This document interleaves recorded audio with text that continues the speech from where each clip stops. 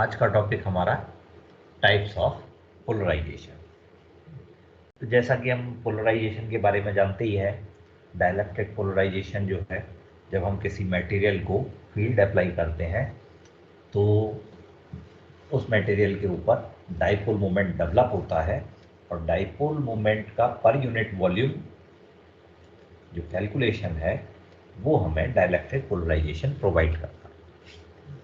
तो देखने में ये आता है कि डाइलेक्ट्रिक पोलराइजेशन जो है वो मेन 4 तरह के होते हैं। मीन्स फील्ड के अंदर मटेरियल किस तरह से बिहेव कर रहा है, उस बिहाव पर हमने डाइलेक्ट्रिक पोलराइजेशन को 4 कैटेगरी में डिवाइड किया है। Electronic polarization, ionic polarization, orientational polarization and space charge polarization. तो जब भी हम किसी मटेरियल पर इलेक्ट्रिक फील्ड अप्लाई करते हैं तो ये 4 तरह के पोलराइजेशन देखने में आते हैं। हालांकि उस टोटल पोलराइजेशन में स्पेस चार्ज पोलराइजेशन का कंट्रीब्यूशन नेग्लिजिबल होता है। क्यों होता है वो हम आगे अभी डिस्कस करेंगे। तो अब इन चारों पोलराइजेशन को 1 बाय 1 डिस्कस करते हैं। तो सबसे पहला इलेक्ट्रॉनिक पोलराइजेशन। तो इलेक्ट्रॉनिक पोलराइजेशन जो है ये उन मटेरियल में देखने में आता है जिन मटेरियल्स में जो एटम्स होते हैं या मॉलिक्यूल्स जो होते हैं वो नॉन पोलर होते हैं। Means positive and negative reason की जो सीजीज हैं एटम की या जो है मॉलिक्यूल की, वो ओवरलैप किए हुए होती है इस तरह। तो अगर हम फील्ड अप्लाई करें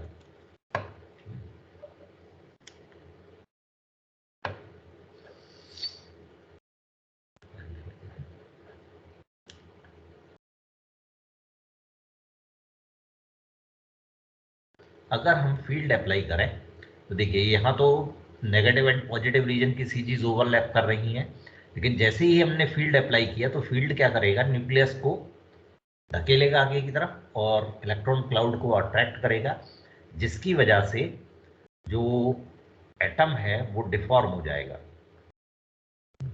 और ये सीजीज जो है इनकी, सपोज इसकी सीजी यहाँ है नेगेटिव रीजन की, तो वो डिस्प्लेस हो जाएंगी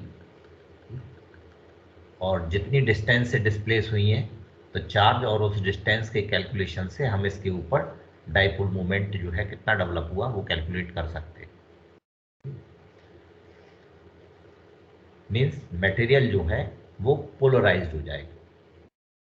तो देखने में ये आता है कि जो डाइपोल मोमेंट डेवलप होता है वो अप्लाइड फील्ड के डायरेक्टली प्रोपोर्शनल होता है। तो हम P equals to P is directly proportional to E, तो हम PE को, PE है इलेक्ट्रिक डाइपोल मोमेंट, तो PE को हम लिख सकते हैं अल्फा E, और अल्फा E जो है इसको हम बोलते हैं इलेक्ट्रॉनिक पोलराइजेबिलिटी। तो फील्ड लगाने पर जो नॉन पोलर डाइलेक्ट्रिक्स हैं उनके ऊपर पोलराइजेशन डेवलप हो जाता है और इस पोलराइजेशन को हम बोलते हैं इलेक्ट्रॉनिक पोलराइजेशन। जब हम फील्ड को रिमूव करते हैं तब क्या होता है, तो देखिए जब हम फील्ड अप्लाई करते हैं तो फील्ड अप्लाई करने पर क्या होता है कि वो जो फील्ड है वो इस न्यूक्लियस को धकेलता है आगे की ओर और नेगेटिव चार्ज को अट्रैक्ट करता है। तो कितने फोर्स से वो इसे धकेलेगा, तो ये जो फोर्स होता है इसको हम बोलते हैं लॉरेंज फोर्स। यानी जब भी कोई चार्ज पार्टिकल किसी इलेक्ट्रिक फील्ड के अंदर आता है तब जो फोर्स एक्सर्ट होता है उसको हम बोलते हैं लॉरेंज फोर्स, Fl। तो ये लॉरेंज फोर्स से इन दोनों सीजीज को सेपरेट करना शुरू करेगा, लेकिन जैसे ही सीजीज सेपरेट होंगी तो पॉजिटिव एंड नेगेटिव रीजन दोनों एक दूसरे को अट्रैक्ट करेंगे। और किस फोर्स से वो अट्रैक्ट करते हैं, वो करते हैं कूलॉम फोर्स से अट्रैक्ट एक दूसरे को, Fc। तो ये कूलॉम फोर्स इसको वापस उसी पोजीशन में लाने की कोशिश करता है। तो जब ये दोनों फोर्स इक्वल हो जाते हैं, चार्जेस का या सीजीज का जो सेपरेट होने की प्रोसेस है वो रुक जाती है और वो एक पर्टिकुलर डिस्टेंस पर सेट हो जाते हैं। पर जैसे ही हम इलेक्ट्रिक फील्ड को रिमूव करते हैं, तो इलेक्ट्रिक फील्ड को रिमूव करने से क्या होता है कि हमारा जो लॉरेंज फोर्स है ये खत्म हो जाता है, क्योंकि वो अप्लाइड फील्ड है, उसको हम अप्लाइड फील्ड के अंदर बिहेवियर है चार्जेस का, तो जैसे ही हमने फील्ड को रिमूव किया तो लॉरेंज फोर्स खत्म हो जाएगा, कूलॉम फोर्स काम करता रहेगा। तो कूलॉम फोर्स क्या करेगा कि उस सीजीज को, जो सीजीज डिस्प्लेस हो गई है, उन दोनों सीजीज को ओवरलैप कर देगा फिर से, ठीक है, वापस उसी पोजीशन में एटम को ले आएगा। तो जैसे ही हम फील्ड जो है रिमूव करते हैं, मटेरियल वापस उसी पोजीशन में आ जाता है। तो इस तरह के पोलराइजेशन को हम बोलते हैं इलेक्ट्रॉनिक पोलराइजेशन। सेकंड जो पोलराइजेशन है वो है आयनिक पोलराइजेशन। आयनिक पोलराइजेशन उन डाइलेक्ट्रिक्स में देखने में मिलता है जिन डाइलेक्ट्रिक्स में जो मॉलिक्यूल्स या एटम्स होते हैं वो एक दूसरे से आयनिक बॉन्ड से बंधे होते हैं, वो एक दूसरे से आयनिक बॉन्ड से बंधे होते हैं, ठीक। जैसे कि आपका सिंपल NaCl का क्रिस्टल है, तो NaCl में अगर आप देखें Na और Cl जो है ये एक दूसरे से आयनिक बॉन्ड से बंधे रहते हैं। ये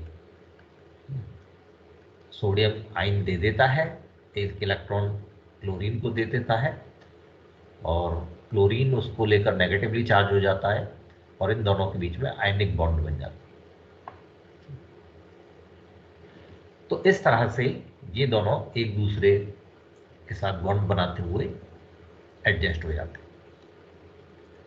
जब फील्ड अप्लाई नहीं होता, आप देखें अगर हम, तो ये जो है पॉजिटिव और नेगेटिव जो है इनके ऊपर डाइपोल हो जाना चाहिए या मैग्नेटिक डाइपोल मोमेंट होना चाहिए, लेकिन ये पॉजिटिव और नेगेटिव इस तरह से सिचुएटेड रहते हैं मटेरियल में कि एक दूसरे के उसको इफेक्ट को कैंसिल करते रहते हैं। पर जब हम फील्ड अप्लाई करते हैं तब क्या होता है, यहाँ हालांकि एक और चीज आती है कि ये पॉजिटिव चार्ज है, ये नेगेटिवली चार्ज है, ये सोडियम का आयन है, ये क्लोरीन का आयन है। जब ये दोनों एक दूसरे को आयनिक बॉन्ड से बंध गए, मीन्स Na के ऊपर प्लस चार्ज है, Cl के ऊपर माइनस चार्ज है, तो इन दोनों ने एक दूसरे को अपनी ओर अट्रैक्ट क्यों नहीं कर लिया, ठीक है, ये एक पर्टिकुलर डिस्टेंस पर ही क्यों एडजस्ट हो गए। तो क्योंकि जो है चार्जेस अपोजिट चार्जेस है, तो इन दोनों के बीच में बॉन्ड बना, लेकिन ये एक दूसरे को, जब एक दूसरे को अपनी ओर खींचते हैं तो फिर इनके बाहर जो इलेक्ट्रॉन है वो एक दूसरे, जो इलेक्ट्रॉन क्लाउड क्लोरीन का है और जो इलेक्ट्रॉन क्लाउड सोडियम का है, ये फिर आपस में इंटरेक्ट करने लगते हैं एक पर्टिकुलर डिस्टेंस से ज़्यादा क्लोज आने पर, और वो फिर उनको धकेलते हैं। तो अपोजिट चार्जेस अट्रैक्ट करते हैं और इलेक्ट्रॉन के सेम चार्जेस उनको धकेलते हैं, तो इस वजह से ये एक पर्टिकुलर डिस्टेंस से ज़्यादा पास नहीं आ पाते। लेकिन जैसे ही हम फील्ड अप्लाई करते हैं तो फील्ड अप्लाई करने पर सिचुएशन अलग तरह से हो जाती है। जैसे ही हम फील्ड अप्लाई करते हैं तो फील्ड जो है वो पॉजिटिव चार्ज को धकेलता है और नेगेटिव चार्ज को अट्रैक्ट करता है, जिससे पॉजिटिव और नेगेटिव चार्ज एक दूसरे के पास पास आ जाते हैं। पास पास आने की वजह से ये डाइपोल्स बन जाते हैं, तो उनके बीच में जो डिस्टेंस का सेपरेशन था वो खत्म हो जाता है, और एक दूसरे के इफेक्ट को ये कैंसिल नहीं कर पाते, अपने आप में ही ये फिर डाइपोल बन जाते हैं। और इस तरह से डाइपोल मोमेंट जो है इन मॉलिक्यूल्स के ऊपर डेवलप होता है या इन सब्सटेंस के ऊपर डेवलप होता है। तो इस तरह से पूरा मटेरियल फील्ड अप्लाई करने पर पोलराइज्ड हो जाता है। तो इस केस में अगर हम देखें तो वही डाइपोल मोमेंट जो है Pi, आयनिक डाइपोल मोमेंट, ये डायरेक्टली प्रोपोर्शनल टू E होता है, और अगर हम प्रोपोर्शनलिटी का साइन हटाएं तो एक कांस्टेंट इंट्रोड्यूस करना पड़ेगा, तो वो कांस्टेंट है अल्फा आई, जिसको कि हम बोलते हैं आयनिक पोलराइजेबिलिटी। आयोनिक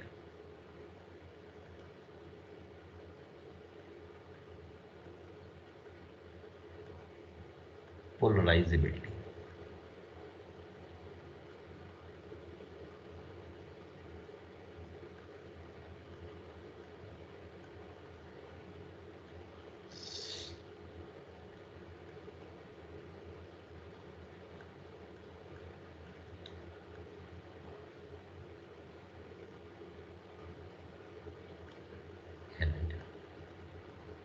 कहला ही रह गया। अब आयनिक पोलराइजेबिलिटी, तो फील्ड अप्लाई करने पर डाइलेक्ट्रिक जो है, जिनके अंदर आयनिक बॉन्ड से एटम बंधे होते हैं, वो पोलराइज हो जाते हैं। क्या होता है जब फील्ड रिमूव करते हैं? तो जब हम फील्ड रिमूव करते हैं तो इन एक्चुअल में वहां हो क्या रहा है, एक्सटर्नल फोर्स की वजह से वो सोडियम और नेगेटिव क्लोरीन आयन जो है ये एक दूसरे के पास आ गए, ठीक है। पर एक्चुअल में तो जो इलेक्ट्रॉन इलेक्ट्रॉन जो उनके आउटर मोस्ट सरफेस में है, जो आउटर मोस्ट शेल्स में है, या जो उनके चारों जो इलेक्ट्रॉन क्लाउड है, वो जो इंटरेक्ट कर रहे हैं, तो एक दूसरे से उनका रिपल्शन जो है वो तो खत्म नहीं हुआ, हमने एक्सटर्नल फोर्स से उनको पास ले आए। तो जैसे ही हम फील्ड को रिमूव करते हैं तो वो जो उनका इंटरेक्शन है, वो जो एक दूसरे को रिपेल कर रहा है, जो आउटर इलेक्ट्रॉन है, वो उनको वापस उसी पोजीशन में धकेल देता है। वो रिपल्शन फोर्स इलेक्ट्रॉन क्लाउड का उन्हें वापस उसी पोजीशन में धकेल देता है। यानी जैसे ही हम फील्ड को रिमूव करते हैं, आयनिक पोलराइजेशन वैनिश हो जाता है, खत्म हो जाता है। तो ये है आयनिक पोलराइजेशन। थर्ड है हमारे ओरिएंटेशनल पोलराइजेशन। ओरिएंटेशनल पोलराइजेशन उन मटेरियल्स में देखने में मिलता है, उन डाइलेक्ट्रिक्स में देखने में मिलता है जिसमें कि जो एटम या मॉलिक्यूल्स हैं उनके ऊपर परमानेंट डाइपोल मोमेंट होता है। उन मटेरियल में परमानेंट डाइपोल मोमेंट होता है एटम्स के ऊपर। अब एटम्स के ऊपर परमानेंट डाइपोल मोमेंट है, तो फिर क्या ऐसा कारण है कि वो जो मटेरियल है वो पोलराइज्ड नहीं है, उसके ऊपर कोई डाइपोल मोमेंट नहीं होता? तो इसका मेन रीजन ये है कि ये जो डाइपोल्स होते हैं, ये आप देख रहे हैं कि ये पूरे मटेरियल में एट रैंडम डिस्ट्रीब्यूटेड रहते हैं। एट रैंडम डिस्ट्रीब्यूटेड होने की वजह से क्या होता है कि ये एक दूसरे के डाइपोल मोमेंट को कैंसिल करते हैं, तो जिसकी वजह से नेट डाइपोल मोमेंट या पोलराइजेशन पूरे मटेरियल के ऊपर जीरो होता है, कोई डाइपोल मोमेंट नहीं होता। क्या होता है जब हम फील्ड अप्लाई करते हैं? तो जैसे ही हम फील्ड अप्लाई करते हैं, ये जो डाइपोल्स हैं, जो टाइनी डाइपोल्स हैं, ये इन the direction of field align हो जाते हैं। ये देखिए, इन the direction of field align होने की कोशिश करते हैं। जब ये dipoles in the direction of field align होते हैं, तो इसी अलाइन होने की प्रोसेस में, क्योंकि अब देखिए सारे के सारे जो है एक ही डायरेक्शन में आने लगे, तो मटेरियल के ऊपर डाइपोल मोमेंट डेवलप होने लगता है, मीन्स मटेरियल जो है पोलराइज्ड होने लगता है। ये जो डाइपोल मोमेंट है इसको हम बोलते हैं ओरिएंटेशनल डाइपोल मोमेंट, और ओरिएंटेशनल डाइपोल मोमेंट जो है वही अप्लाइड फील्ड के प्रोपोर्शनल होता है। जैसे जैसे हम फील्ड बढ़ाते जाएंगे, ये और ज़्यादा अलाइन हो जाएंगे इन द डायरेक्शन ऑफ फील्ड, तो ओरिएंटेशनल पोलराइजेशन इंक्रीज करता चला जाता है। तो यही पहले की तरह से जो PO है, ओरिएंटेशनल डाइपोल मोमेंट, ये डायरेक्टली प्रोपोर्शनल टू E होता है, और PO जो है इसको हम फिर प्रोपोर्शनलिटी का साइन हटाया है तो एक कांस्टेंट से रिप्लेस करेंगे। तो यहाँ अल्फा O, ये कांस्टेंट हम यहाँ इंट्रोड्यूस करते हैं, इसको हम बोलते हैं ओरिएंटेशनल पोलराइजेबिलिटी, इसको बोलते हैं ओरिएंटेशनल पोलराइजेबिलिटी। क्या होता है जब हम फील्ड रिमूव करते हैं? तो इससे पहले जरा हमें ये समझना पड़ेगा कि इन एक्चुअल में वो मैकेनिज्म क्या है जब हम फील्ड अप्लाई करते हैं। तो देखिए, जैसे सपोज ये डाइपोल है, ये पड़ा हुआ है इस डायरेक्शन में, और जो एक्सिस है वो सपोज ये है, एक्सिस से ये थीटा एंगल बनाते हुए पड़ा हुआ है, ठीक है। P से हमने इसे दिखाया हुआ है डाइपोल मोमेंट। तो जब हम इस पर फील्ड अप्लाई करते हैं, सपोज इस डायरेक्शन से हमने फील्ड अप्लाई किया, तो जब हम इस पर इस डायरेक्शन से फील्ड अप्लाई करते हैं तो इसके ऊपर एक टॉर्क डेवलप होता है, जिसको हम दिखाते हैं E क्रॉस P से, या P क्रॉस E से इसको दिखाते हैं। ये टॉर्क इसको रोटेट करता है in the direction of field. ये torque in the direction of field इसको रोटेट करता है, या पी ई साइन थीटा, ये आपने 12th में पढ़ा भी होगा,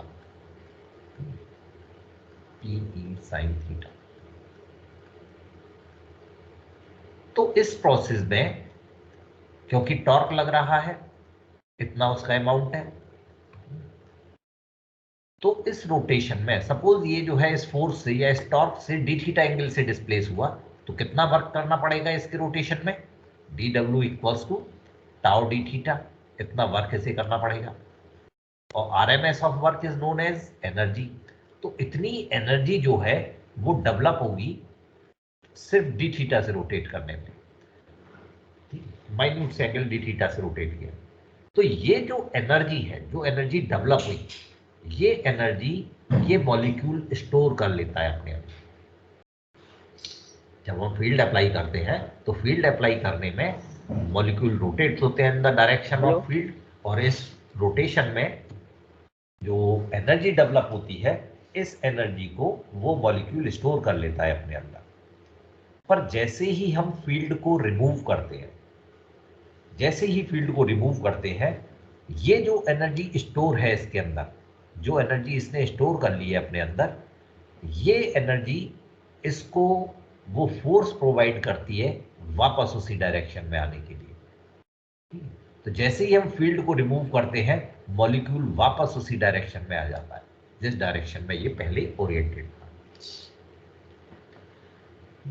तो ये है ओरिएंटेशनल पोलराइजेशन। फील्ड रिमूव करने पर ओरिएंटेशनल पोलराइजेशन भी खत्म हो जाता है। लेकिन यहां दो चीजें हैं, अगर वीक फील्ड अप्लाई किया है तब ओरिएंटेशनल पोलराइजेशन खत्म होगा। लेकिन अगर हम स्ट्रॉन्ग फील्ड अप्लाई करें, स्ट्रॉन्ग फील्ड अप्लाई करने में क्या होगा कि ई की वैल्यू बढ़ जाएगी, तो एनर्जी बहुत ज्यादा जनरेट होगी।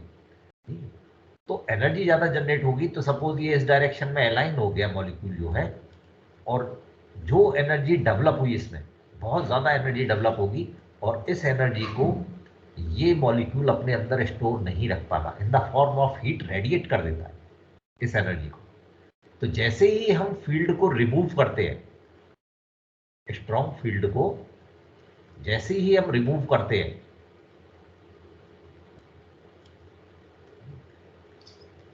तो अब एनर्जी तो है नहीं इसके पास वापस उसी डायरेक्शन में आने के लिए, तो ये मॉलिक्यूल जो है उसी डायरेक्शन में पड़ा रहता है, क्योंकि उसने जो एनर्जी थी वो रेडिएट कर दी in the form of heat, तो ये वापस अपनी पोजीशन में नहीं आ पाता, तो मॉलिक्यूल उसी डायरेक्शन में पड़ा रह जाता है। तो स्ट्रॉन्ग फील्ड अप्लाई करने पर अब उसी डायरेक्शन में पड़ा रह गया, इसका मतलब परमानेंटली मैग्नेटाइज पोलराइज्ड हो गया मटेरियल। तो ओरिएंटेशनल पोलराइजेशन में अगर हम स्ट्रॉन्ग फील्ड अप्लाई करते हैं, तो जो डाइलेक्ट्रिक मटेरियल है वो हमारा परमानेंटली पोलराइज्ड हो जाता है। लेकिन अगर वीक फील्ड है, तो वीक फील्ड के केस में मटेरियल वापस नॉर्मल मटेरियल में कन्वर्ट हो जाता है। तो ये हमारा ओरिएंटेशनल पोलराइजेशन। फोर्थ जो पोलराइजेशन है वो है space charge polarisation. Space charge polarisation जो है वो जो मल्टी फेजेस मटेरियल होते हैं, जिसमें डिफरेंट डिफरेंट फेजेस और लेयर्स हों, ठीक है, या जो इलेक्ट्रोड्स वगैरह जहां लगे होते हैं, उन मल्टी फेजेस सरफेस पर चार्जेस के एक्यूमुलेशन से डेवलप होता है। अब क्योंकि ये बहुत रेयर प्रोसेस होता है, हर जगह नहीं होता, मल्टीफेज डाइलेक्ट्रिक्स बहुत कम यूज करते हैं, तो इसलिए स्पेस चार्ज पोलराइजेशन का जो है वो स्टडी नहीं की जाती। जनरली क्या होता है कि जब भी हम किसी मटेरियल के ऊपर इलेक्ट्रिक फील्ड अप्लाई करते हैं, तो मटेरियल में ऐसा तो है नहीं कि वो सारे के सारे एटम नॉन पोलर हो, सारे के सारे एटम जो है वो पोलर्स हो।